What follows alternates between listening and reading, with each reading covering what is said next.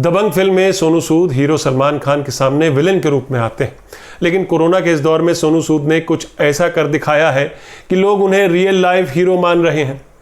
सोनू सूद जो पिछले दिनों से सुर्खियों में रहे और एक अच्छे कारण के लिए, लॉकडाउन में फंसे हजारों प्रवासी मजदूरों को वापस उनके घर भेजने के लिए। लेकिन सोनू सूद को लेकर अब आरोप लगने लगे हैं।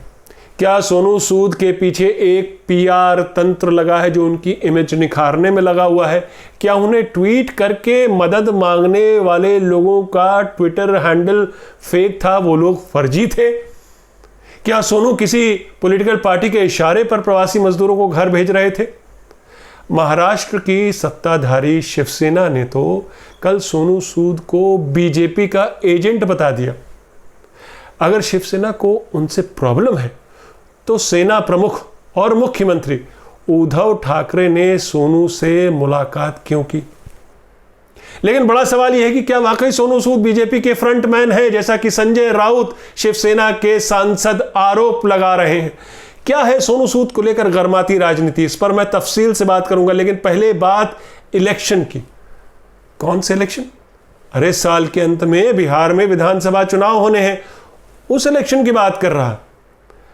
तो कौन छेड़ रहा है इलेक्शन की बातें? जवाब है बीजेपी।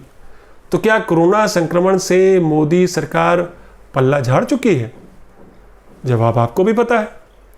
हकीकत तो यही है कि कोरोना से संक्रमित मरीजों की संख्या पिछले कुछ दिनों से रोज 10,000 के आसपास मंडरा रही और लॉकडाउन लगभग पूरी तरह खुल चुका है। लेकिन मोदी सरकार और बीजेपी का विजन काफी फॉरवर्ड लुकिंग है। बीजेपी को कोरोना से ज्यादा अब बिहार के चुनाव की चिंता सता रही। बिहार के कोरोना मरीजों की नहीं, बिहार के चुनाव की, वोट बैंक की, वोट की। गृह मंत्री अमित शाह ने संडे को बिहार के पार्टी कार्यकर्ताओं के साथ वर्चुअल रैली की, डिजिटल जनसंवाद। मगर आप इसे बिहार चुनाव के लिए बीजेपी का शंखनाद कह सकते हैं। नमस्कार, मैं हूं आपका न्यूज़बाज प्रभात शुंगलू। मेरा आज का सवाल, कोरोना से लड़ने की जिम्मेदारी क्या सरकार ने लोगों पर छोड़कर अपना पल्ला झाड़ लिया है? अपने जवाब हाँ या ना में जरूर दीजिएगा। लेकिन इससे पहले कि मैं आगे बढ़ूं, दिल्ली के मुख्यमंत्री अरविंद केजरीवाल भी सेल्फ क्वारंटीन में चले गए हैं। उन्हें मामूली बुखार और खांसी की शिकायत बताई जा रही है, गले में खराश। संडे को उन्होंने कैबिनेट मीटिंग की थी, वो भी वीडियो कॉन्फ्रेंसिंग पर, जैसा कि वो 2 महीने से करते आ रहे हैं। मगर बताया जा रहा है कि मंगलवार को उनका कोविड टेस्ट होगा। वापस लौटते हैं अमित शाह की वर्चुअल रैली पर। जाहिर है अमित शाह इसे पोल रैली नहीं बोल रहे, कह रहे हैं तो बिहार के लोगों से कोरोना काल में संपर्क साधने की कोशिश कर रहे हैं, हम संकट में अपने लोगों को याद कर रहे हैं। लेकिन 72 दिन के लॉकडाउन में बिहार के लोगों से संपर्क साधा गया क्या? नहीं तो फिर? और अगर ये कोरोना रैली थी तो उसमें चुनावी बातें कैसे हुई? अमित शाह इस वर्चुअल रैली में मोदी सरकार के तमाम छोटे बड़े फैसलों की उपलब्धियों की तरह गिनाते हैं पिछले 1 साल की। अभी मोदी सरकार को 30 मई को 1 साल भी हुआ है। अब वो कौन सी उपलब्धियां, जैसे ट्रिपल तलाक, धारा 370 का हटाया जाना, आयुष्मान भारत और 20 लाख करोड़ वाले पैकेज की बात करना, जो कि मोदी जी ने कहा कि कोरोना से लड़ने के लिए वो दे रहे हैं। अब 20 लाख करोड़ थे या वो 2 लाख करोड़ थे या 2.25 लाख करोड़ थे, ये तो कैलकुलेशन हो चुका है। हम सब इसके बारे में जान चुके हैं, देश को पता है। फिर अमित शाह विपक्षी पार्टियों पर बरसते हैं, वर्चुअल रैली में विपक्षी पार्टियों पर भी बरसते हैं, आरजेडी को लताड़ते हैं पूरी चुनावी सभा वाले अंदाज में। आरजेडी यानी लालू यादव की पार्टी के लोगों ने कल अमित शाह की रैली का थाली बजाकर विरोध किया था। कोरोना से लड़ने में भी बिहार सरकार की तारीफ करते हैं अमित शाह, जबकि हकीकत इससे कोसों दूर थी। यानी कि पूरा माहौल बना रहे हैं कि सरकार, हमारी सरकार ने बिहार में जेडीयू और बीजेपी के गठबंधन ने कितना अच्छा काम किया। जहां तक महामारी रोकने और उसका इलाज कराने और प्रवासी मजदूरों की घर वापसी का ताल्लुक है, सभी मुख्यमंत्रियों में, देश के दूसरे राज्यों के मुख्यमंत्रियों में अगर तुलना की जाए बिहार के मुख्यमंत्री तो नीतीश कुमार का रोल कहीं से भी प्रोएक्टिव नहीं कहा जा सकता था। लेकिन इस वर्चुअल रैली में अमित शाह ये दावा करना नहीं भूले कि एनडीए गठबंधन अपने इन कामों की वजह से, उपलब्धियों की वजह से, और बिहार में जो उसने काम किया, कोरोना से फाइट में जो उसने काम किया, उसकी वजह से 2/3 बहुमत से एनडीए गठबंधन फिर जीतेगा और नीतीश कुमार फिर मुख्यमंत्री बनेंगे। कांग्रेस का आरोप है कि बीजेपी ने इस वर्चुअल रैली में 1 लाख मोबाइल फोन बांटे और करीब 100 करोड़ रुपए खर्च किया, और ये बिहार के लोगों का अपमान है कि कोरोना के संकट से बिहार के लोगों को उबारने के बजाय बीजेपी चुनावी दांव खेल रही है, चुनावी प्रचार कर रही है। जब कोरोना रोज बरोज खतरनाक रूप ले रहा है तब देश खुल रहा है। मॉल, बाजार, मंदिर, गिरजा, मस्जिद सब खुल रहे। कोरोना को सरकार ने अब आम आदमी यानी आपके और हमारे हवाले छोड़ दिया।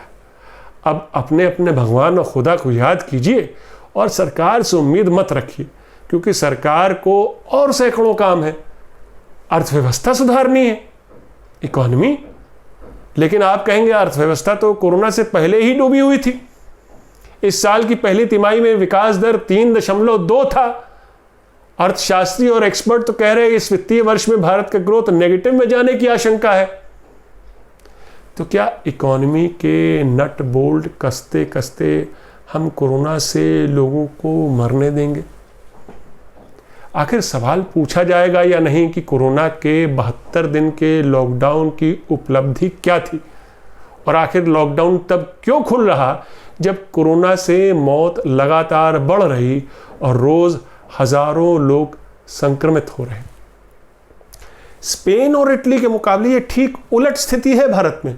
स्पेन और इटली में जब बढ़ रहा था लॉकडाउन था, कोरोना से मौतें हो रही थी, बढ़ रही थी, लॉकडाउन था। कोरोना से मौतें जब घटने लगी और काफ़ी नीचे जब स्तर आ गया, तब इटली और स्पेन ने लॉकडाउन खोलना शुरू किया। अब भारत में जब 10,000 पहुंच रहे हैं रोज़ कोरोना के केसेस, नए केसेस, और मौत का आंकड़ा 300 रोज़ के आसपास पहुंच रहा है, तब हम लॉकडाउन खोल रहे हैं। वैसे कोरोना संक्रमण के मामले में भी भारत अब टॉप 3 देशों में आ चुका है। लेकिन मोदी जी की बीजेपी और सरकार के सेनापति अमित शाह का लक्ष्य बिल्कुल साफ है। वर्चुअल रैली, चुनावी रैली, इसके साथ ही बीजेपी मोदी सरकार के दूसरे कार्यकाल के पहले साल का भी गुणगान करने निकली है। कोरोना ने बीजेपी के प्रचार और प्रोपेगेंडा के मंसूबों पर ठंडा पानी डाल दिया, तो वर्चुअल रैली करनी पड़ रही, बताना पड़ रहा है, डुग्गी पीटनी पड़ रही है कि भाई हमने 1 साल में ये किया, कहीं भूल ना जाए जनता। 1 साल की अपनी उपलब्धियों की डुग्गी भी पीटनी जरूरी है, जिसमें कोरोना से लड़ाई का भी जिक्र है। हमने 11,000 करोड़ रुपए राज्यों को दिया, हमने 1.25 करोड़ लोगों को घर पहुंचाया ट्रेन से। अब ट्रेन से कैसे घर पहुंचाया, किससे किराया लिया, नहीं लिया, और फिर कोर्ट ने, सुप्रीम कोर्ट ने कैसे इंटरवीन किया, कहा कि क्यों लिया जा रहा है, नहीं लिया जाना चाहिए इनसे किराया।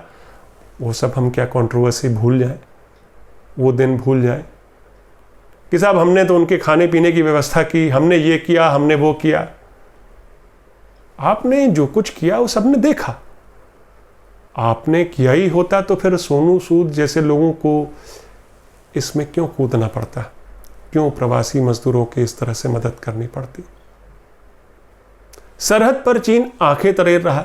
दोनों देशों की मिलिट्री बातचीत बेनतीजा रही, यानी तनाव बरकरार है। लेकिन रक्षा मंत्री राजनाथ सिंह महाराष्ट्र के पार्टी कार्यकर्ताओं के साथ इसी तरह की वर्चुअल रैली करेंगे।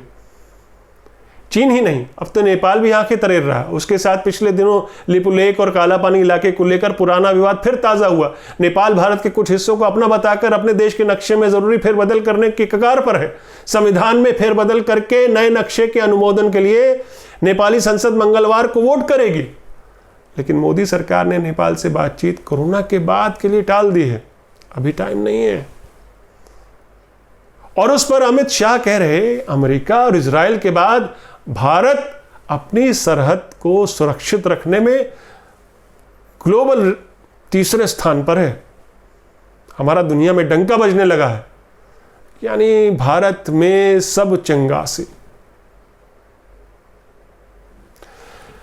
चलिए बात करते हैं सोनू सूद की। पिछले दिनों में अगर कोई एक शख्स सबसे ज्यादा सुर्खियों में रहा तो वो है सोनू सूद, जिन्होंने सैकड़ों प्रवासी मजदूरों को जैसे तैसे ट्रेन और हवाई जहाज़ का इंतज़ाम करके, बस का इंतज़ाम करके उन्हें उनके घर पहुंचाया और इसके लिए उन्हें काफ़ी वाहवाही भी मिली, तारीफ़ें भी मिली।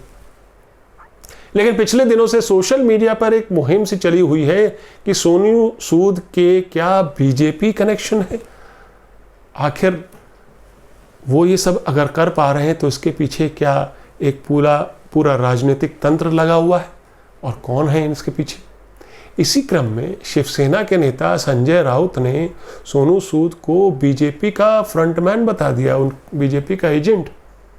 संजय राउत ने सोनू सूद पर यह हमला पार्टी के मुखपत्र सामना में बोला, एक लेख के जरिए। उस लेख में संजय राउत ने लिखा कि सोनू के पीछे कुछ ताकतें, छुपी हुई ताकतें हैं, कोई पॉलिटिकल डायरेक्टर है सबके पीछे, डायरेक्ट कर रहा है पीछे से, जो सोनू से वो काम करवा रहा है। वरना ऐसा क्यों हो रहा है कि राज्य सरकार और एनजीओ भी वही काम कर रहे हैं मगर तारीफ सोनू की हो रही। संजय राउत का कहना है कि सोनू की जो तस्वीरें इन दिनों छप रही हैं उनमें बीजेपी के नेता भी दिखाई दे रहे हैं। संजय राउत ने कोबरा पोस्ट के स्टिंग ऑपरेशन का भी हवाला दिया, जिसमें वो बीजेपी के लिए प्रचार करने के लिए पैसे मांग रहे हैं। सोनू सूद का sting operation, cobra post investigative independent agency.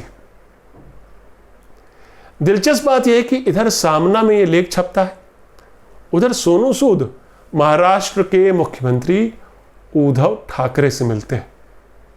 इस मुलाकात में मुख्यमंत्री खुद सोनू को थैंक यू बोलते हैं कि आपने प्रवासी मजदूरों की मदद की, सरकार का भी काम आसान किया, इसके लिए भी बहुत बहुत धन्यवाद। उद्धव ठाकरे के बेटे और मंत्री आदित्य ठाकरे ने भी सोनू सूद को अच्छा इंसान बताया, अ गुड सोल, अपने इस ट्वीट में। लेकिन सोनू सूद पर यह आरोप भी लग रहे हैं कि दरअसल सोशल मीडिया पर प्रचार करने वाले लोग बीजेपी के ही कार्यकर्ता हैं, जो खुद को मजदूर बता रहे हैं। इसलिए बहुत सारे लोग जिन्होंने ट्विटर पर सोनू सूद से मदद की गुहार लगाई, वो ट्विटर छोड़कर अब जा चुके हैं, यानी काफी घपला है। लेकिन सोनू सूद ने कहा कि वो मदद का अपना काम जारी रखेंगे। उन्होंने लोगों से अपील भी की कि केवल जरूरतमंद लोग ही रिक्वेस्ट करें, क्योंकि ट्वीट डिलीट करने से लगता है कई फर्जी लोग हमारे काम में बाधा डाल सकते हैं। लेकिन अगर सोनू सूद पर सवाल उठ रहे हैं तो हकीकत यह भी है कि ऐसे लोगों की संख्या कम है। उन लोगों की संख्या ज्यादा है जो सोनू सूद के काम को सराह रहे हैं, उसकी तारीफ कर रहे हैं और सोनू सूद को असल जिंदगी का हीरो मान रहे। आज का मेरा सवाल फिर दोहराता हूं, कोरोना से लड़ने की जिम्मेदारी क्या सरकार ने लोगों पर छोड़कर अपना पल्ला झाड़ लिया है? अपने जवाब हां या ना में जरूर दीजिएगा। तो ये थी आज की न्यूज़बाजी। फिर मिलेंगे एक नई न्यूज़बाजी के साथ, तब तक के लिए नमस्कार।